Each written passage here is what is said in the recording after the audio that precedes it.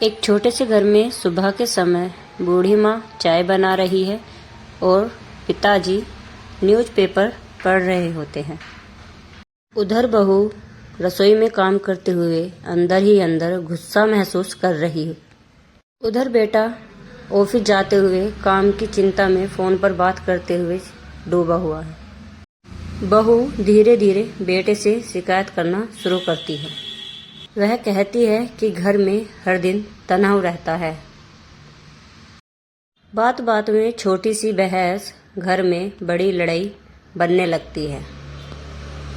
गुस्से में बहू कहती है कि अब वो इस घर में किसी के साथ रहना पसंद नहीं करेगी। माँ और पिता यह सुनकर चुप और दुखी हो जाते हैं। गुस्से में आकर बेटा भी अपने माँ बाप को घर छोड़ने की कहता है। बहुत समझाने के बाद भी बहू नहीं मानती।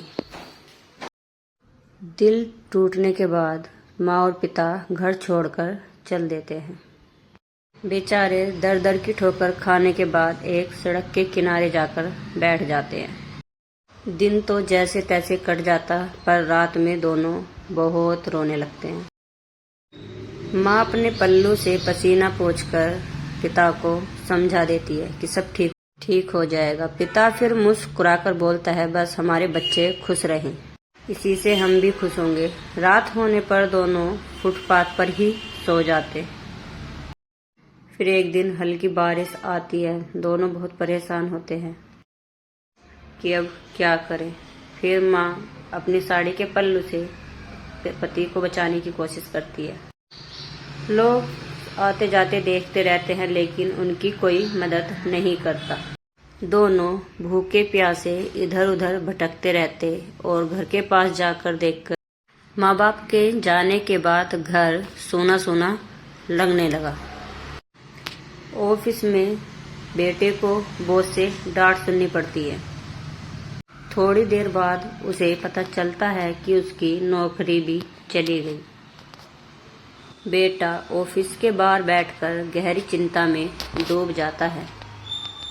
घर पर बहू बैंक बैलेंस देखकर घबरा जाती है। फिर एक दिन दोनों दरवाजे पर बिजली का नोटिस लगा हुआ देखकर हैरान रह जाते हैं। रसोई का राशन भी धीरे धीरे खत्म होने लगता है। अब घर में हर दिन बहू और बेटे के बीच झगड़ा होने लगते हैं। दोनों एक दूसरे को अपनी परेशानी का कारण मानने लगते हैं। फिर एक समय ऐसा आता है कि दोनों चुपचाप बैठकर अलग अलग कमरे में रोने लगते हैं। एक दिन एक भिखारी आकर दरवाजा खटखटाता है। बहू दरवाजा खोलती है तो एक भिखारी खड़ा दिखाई देता है। भिखारी उनसे खाने के लिए एक रोटी मांगता है। पहले तो बहू उसे मना करने की कोशिश करती है, लेकिन फिर सोचने लगती है। लेकिन बेटा कहता है, जो थोड़ा बहुत बचा है वही दे दो। भिखारी रोटी का टुकड़ा लेकर मुस्कुराता है और फिर आशीर्वाद देता है। वह शांत आवाज में कहता है, जहाँ माँ बाप का आशीर्वाद होता है वहाँ कभी कमी नहीं हो सकती। बहू और बेटा अपने माँ बाप के बारे में सोचने लगते हैं। उन्हें अपने माँ बाप के साथ बिताए गए खुशी के पल याद आने लगते हैं कि माता पिता ने कैसे उन्हें पढ़ाया था और आगे बढ़ाया था, और माँ ने हर मुश्किल में उनका कैसे साथ दिया था। यही बात सोचकर दोनों की आंखों से आंसू निकल आते हैं। जब वो दरवाजे की ओर देखते हैं तो भिखारी अचानक से गायब हो जाता है।